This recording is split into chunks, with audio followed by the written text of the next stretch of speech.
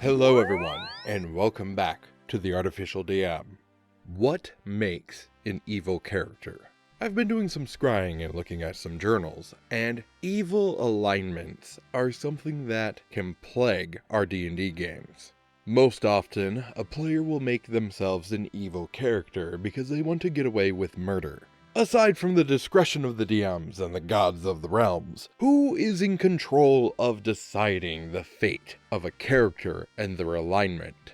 Does one with an evil alignment always need to have evil intentions? Or can they use evil to somehow do good?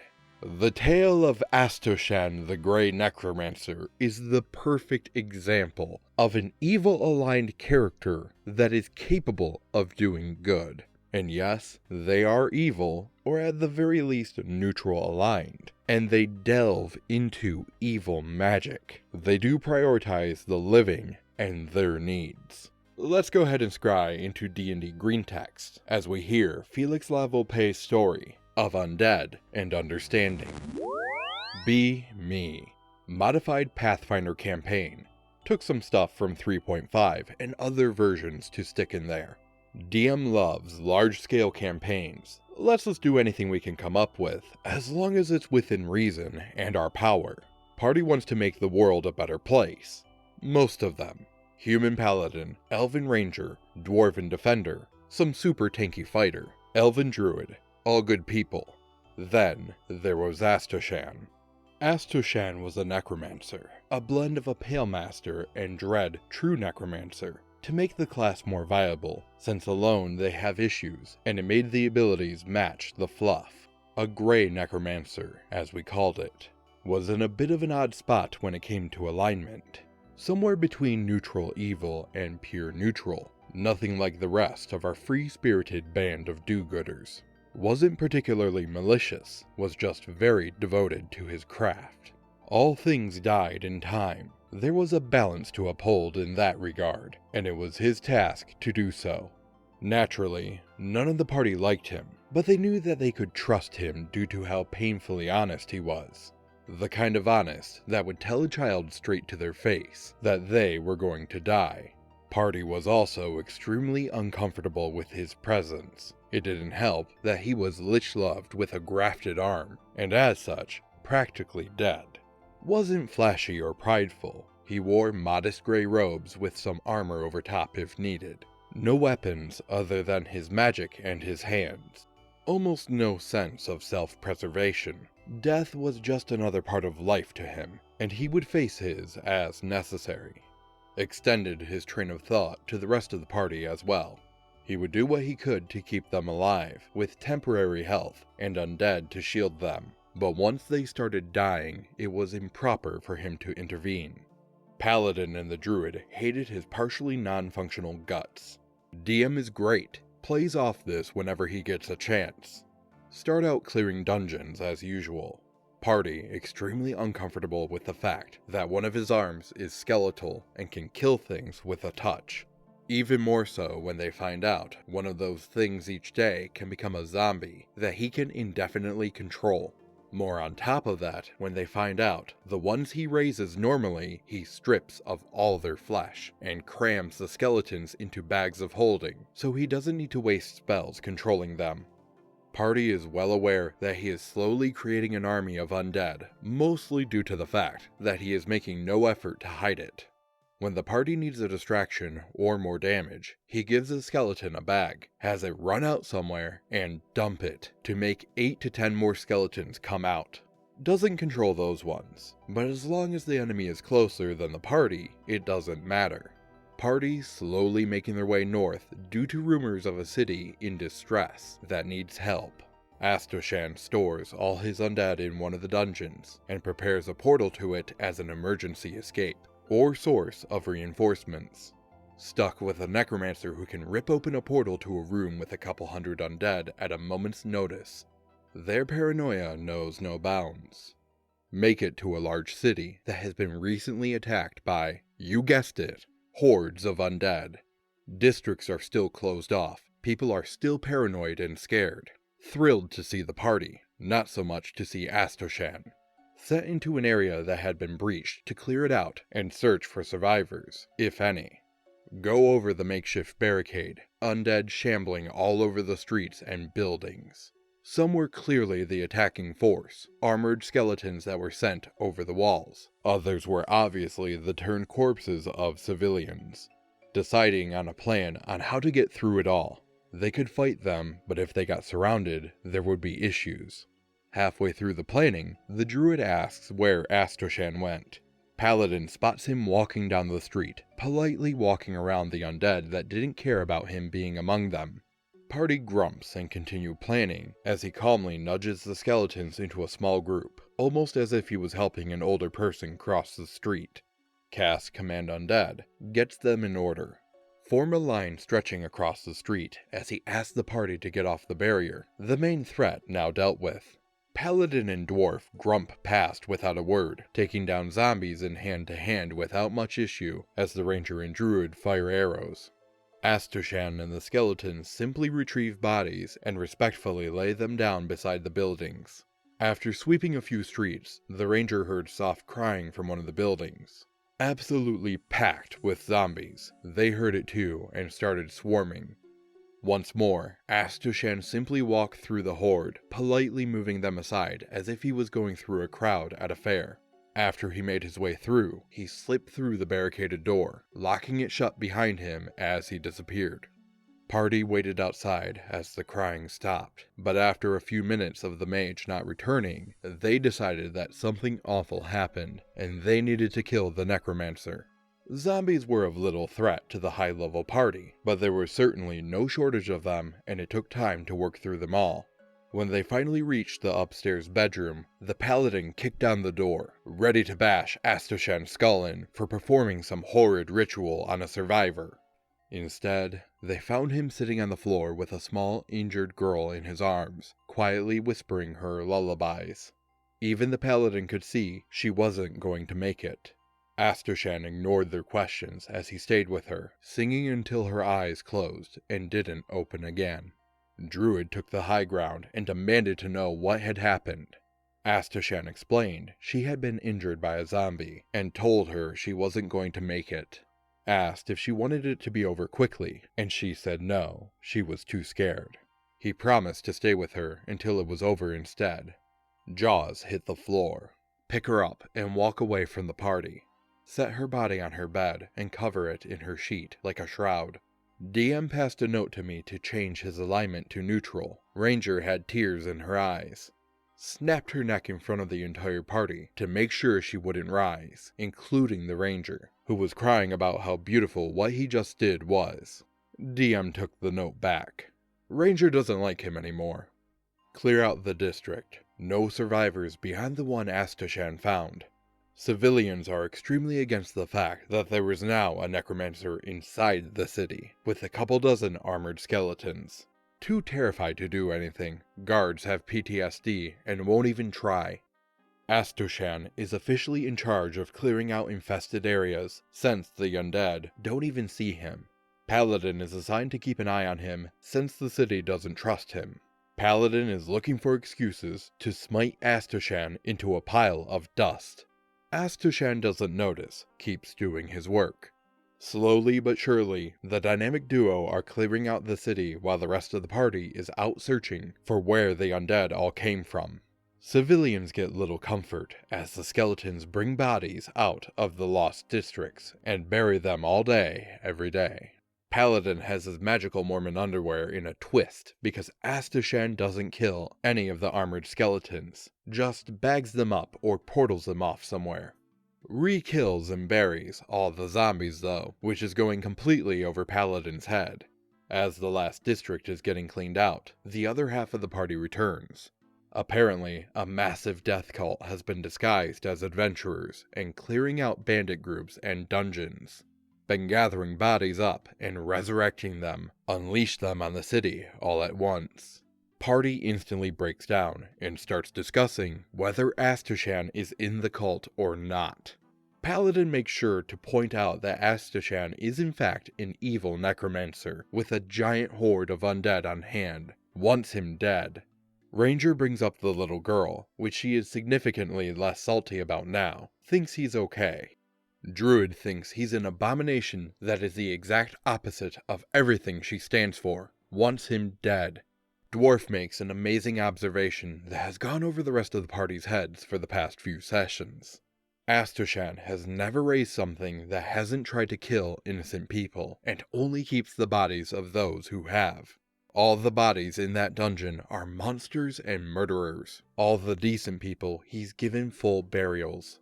He's not trying to destroy or conquer, he's just keeping the status quo and needs to deal with evil magic to do so. Votes in favor of the necromancer. Party is tied. Astoshan refuses to vote for or against himself. DM passes a note, changed to pure neutral. Weeks pass. Party has been helping the town recover. Citizens are okay with the skeletons that patrol the town and protect the graveyard. Astoshan has started marking their armor with white handprints to tell them apart. Astoshan has been using them to clean up the graves and give people proper burials. Taking care of crime too. Nobody asked where the bandits disappear to. Locals don't want to kill the necromancer for once. Party getting ready to move on since things are under control. Can't have that though. One morning, a scout comes barreling into town. Turns out, a neighboring lord wants to use the recent undead issue as a good opportunity to expand his borders. Next morning, there is an army camped outside. Town is panicking, outnumbered by a good margin, and nowhere to run. Paladin and Dwarf start organizing construction on the walls, Ranger and Druid summoning trees and animals to come help from the nearby woods. Astoshan meets up with the army and town guard to have a discussion. Next morning, everyone is on the walls. Ranger and Dwarf making Lord of the Rings jokes. Astoshan and a full company of skeletons are at the gates. Ladders hit the walls, and the ram starts to not so politely knock on the door. Walls are chaos. Players are doing all they can to hold the line. Somebody opens the gate, and ram gets set aside as the army charges in. Skeletons are getting slowly pushed back. The units on the walls are retreating back to the gatehouse. Use the skeletons as a rear guard to allow the army and guards to fall back up the street. All the side roads are blocked off with makeshift walls. It's a one-way road to the keep. Enemy army is pouring into the city. Cut down the last of the skeletons and charge after our forces. Men have nowhere to run. Form one big shield wall and get ready to die protecting the keep. Astoshan is nowhere to be seen. The enemy army forms their own shield wall in the street, forming up for the last push. The boom of the gates slamming shut echo through the town. Some of the invaders turn in time to notice some of the fallen starting to shake. The party notices that all of the rising guards have white handprints on their armor. Every single one was near the walls and gate. None of them fell back with the others. Astoshan appears atop the gatehouse as the bodies of 100 guards upon the walls and at the gate start to rise, the handprints on their armor glowing as they let out a horrid cry. A fallen captain stumbles out of the gatehouse, a bloody banner with a handprint and white text clutched in his hands. Even in death, I shall protect. They shamble behind the enemy force and form a small infantry block. Not nearly enough to be a threat. The invading army laughs at the pathetic attempt of a pincer that the town mustered. The sacrifice of the guards merely an annoyance. Then the portal opened. Hundreds of zombies and skeletons pour out of the rift. With a roar, the fallen guards charged alongside the horde. Slam into the flank, the living charge, and hit them head on. Invading army stuck between a bunch of pissed off defenders and a swarm of undead that doesn't end. Pretty soon, groups start to surrender, running to the defenders to get away from the horde that doesn't care. Undead guards form another shield wall facing the horde with the invaders to their backs. Living guards run over and form up with them. Start pushing, slowly pushing back the swarm of skeletons and zombies. Some of the invaders join in to help push. Horde getting stuffed back into the portal. The undead guards follow them in, holding back the mindless undead. As the living back away, the undead turn to face them, spreading their arms wide to keep the tide back. As the portal closes, they smile. 2 weeks later, invading army was sent home, allowed to take their dead with them. Dwarf figured out what happened. Astoshan had talked to the guards and asked if any of them would volunteer to be brought back when they died. Most said no, but one full company agreed. They were brought back willingly, so their souls stayed behind, sacrificed their rest in the afterlife to defend their families. Group gets ready to leave, get a parade and a feast in their honor before they go. Astoshan doesn't attend, he doesn't eat, and isn't exactly a fan of parties, stays back at the crypts. Once he's sure he's the only one there, he opens a new portal. As he steps through, he sees the corpses of the guards working, building what appears to be a barracks from the mining areas of the dungeon. Mindless undead were corralled into another section that could be opened or closed if needed. Fallen Captain sees him and roars, the rest of the guards dropping their work and running over. Swarm together for a moment, then gather their gear and organize. Form into parade lines and stand at attention behind the captain. He points towards what would become the platform for the permanent portal back to the crypt in town. There's a statue. It's Astoshan with 144 small shields decorating the stand, one for each of the volunteers. He smiles softly as he turns and goes through the portal, the newly named Sleepless Watch Company following him back home. As he passed the statue, he read the words carved at its base. Our services, eternal. Our sacrifice, infinite. Our regrets, absent. Thus comes to the close the first portion of Astoshan the Grey Necromancer. It shows how players can interact and have conflicting ideology and still work together to craft a great story. And it also shows that not all evil characters have to do evil things. Well, I mean, they're neutral now anyway, but you get my point. And I love the story that the players and the DM are able to craft together, along with OP's story itself. But this is not the end of Astoshan's story. You see, this is a chronicle. At one point, he needed to leave the table, and he and his DM cooked up a great story to continue driving the plot forward for what Astoshan had envisioned, but still leaving it murky for the rest of the players. Let's go ahead and get into part 2 of Astoshan the Grey Necromancer, of Undead and Understanding, the Dead Exodus. Be Me. Modified Pathfinder campaign.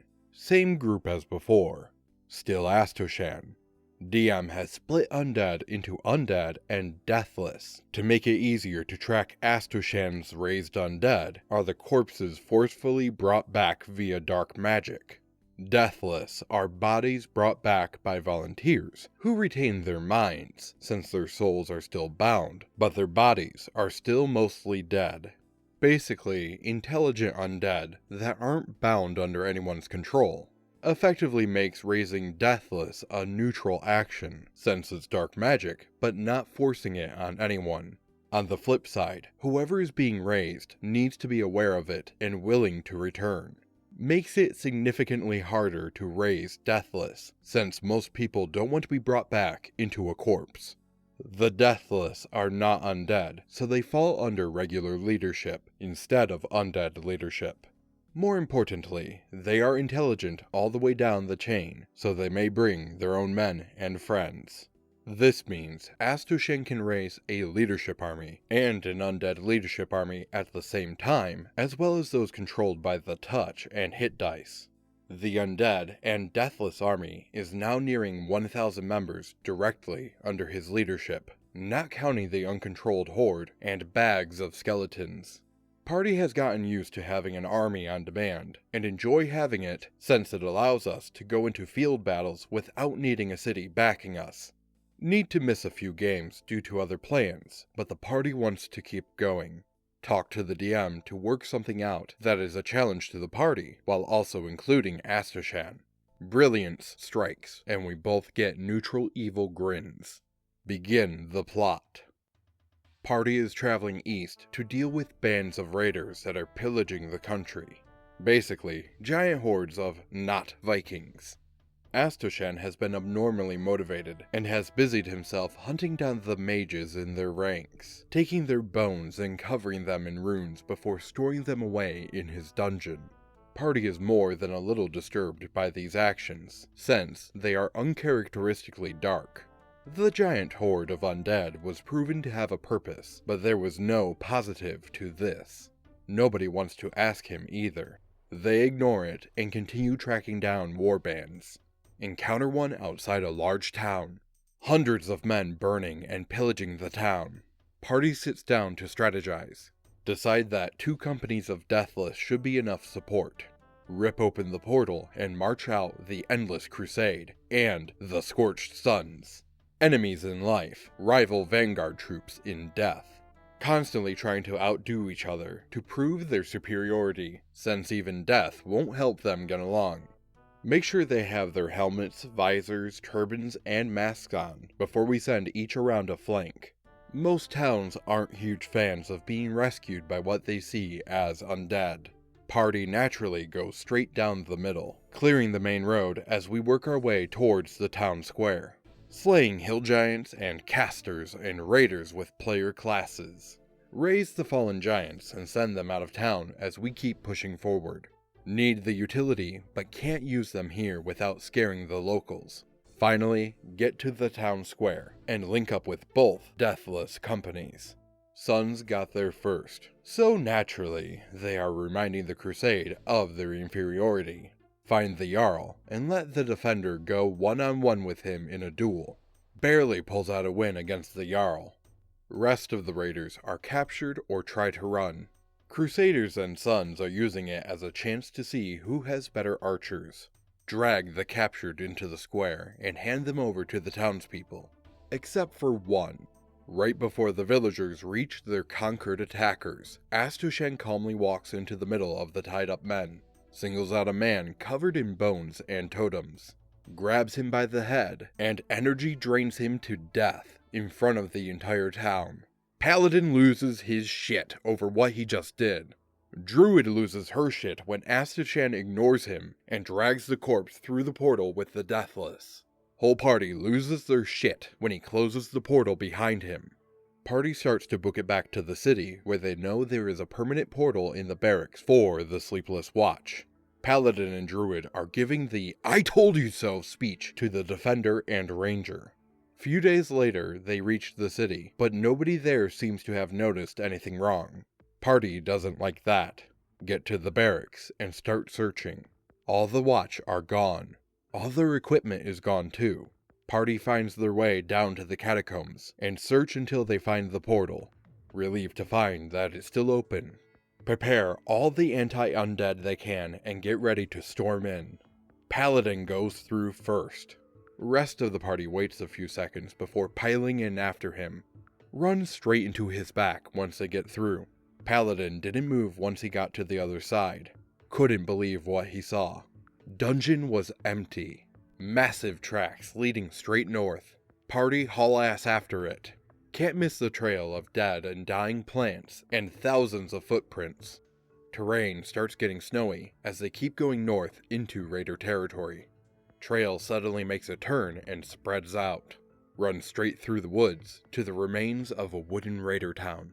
Buildings are smashed and burnt. No bodies. Trail keeps heading north.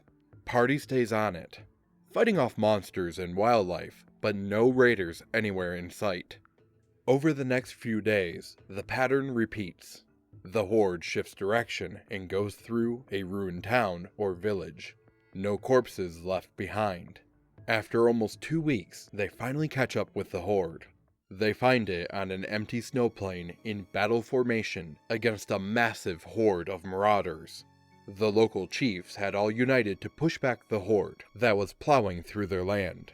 Astoshan and the Deathless were in rank formation, with each company flying their banners.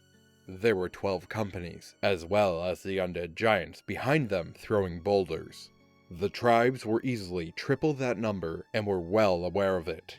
The marauders charged as the party debated what side to join the battle on. Before they could come to a decision, the Defender, always the most observant, pointed out that the horde was missing. The party turned just in time to watch as all the snow around the charging tribesmen started to move. Thousands upon thousands of undead claw their way out of the snow. Marauders instantly surrounded with more coming out by their feet.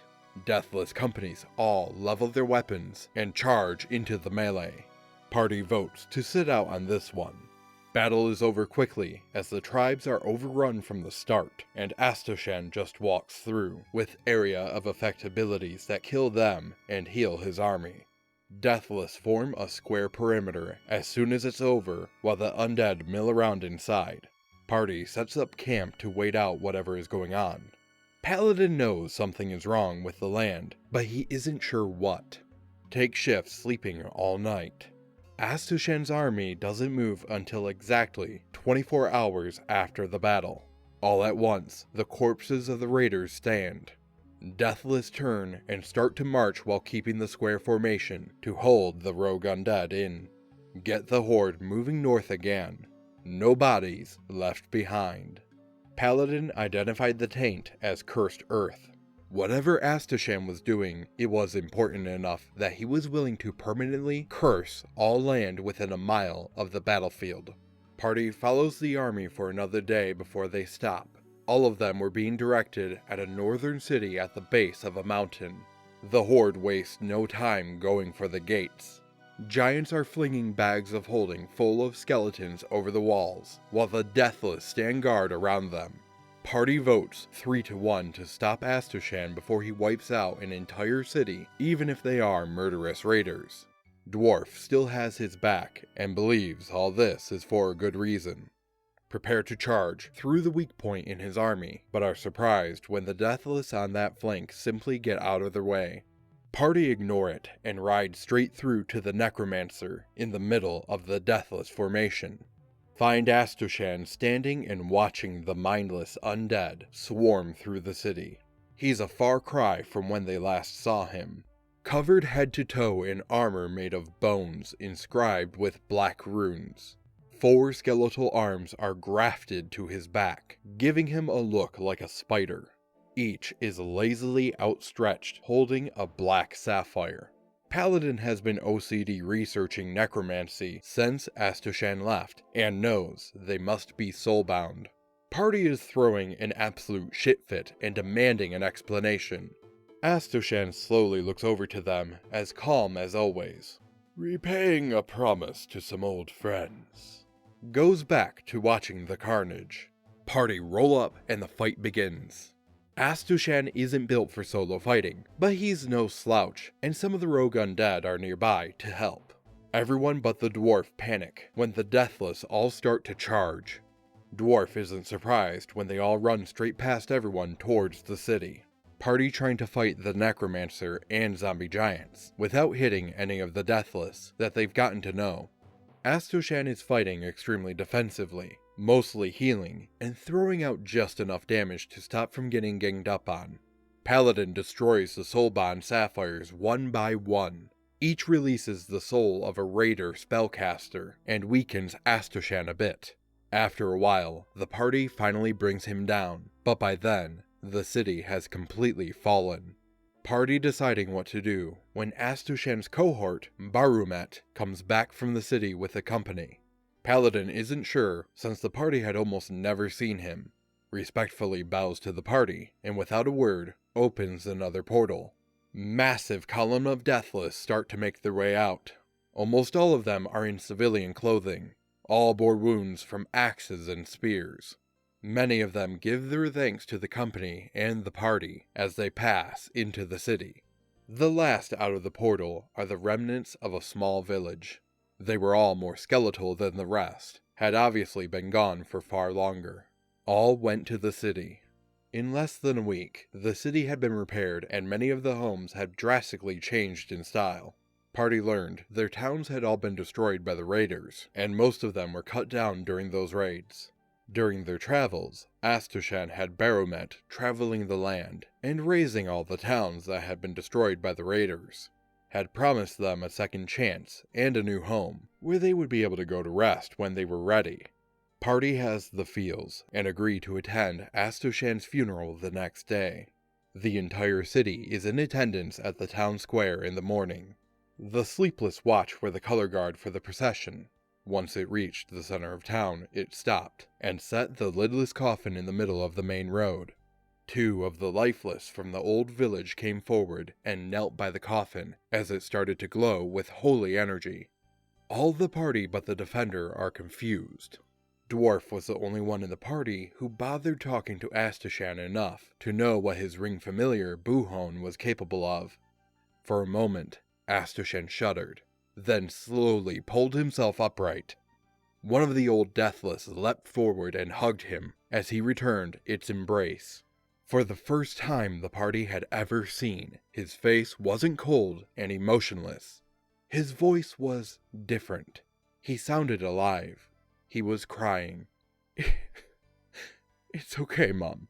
I'm alright. Thus concludes the Tales of Undead and Understanding, the tale of Astoshan the Grey Necromancer.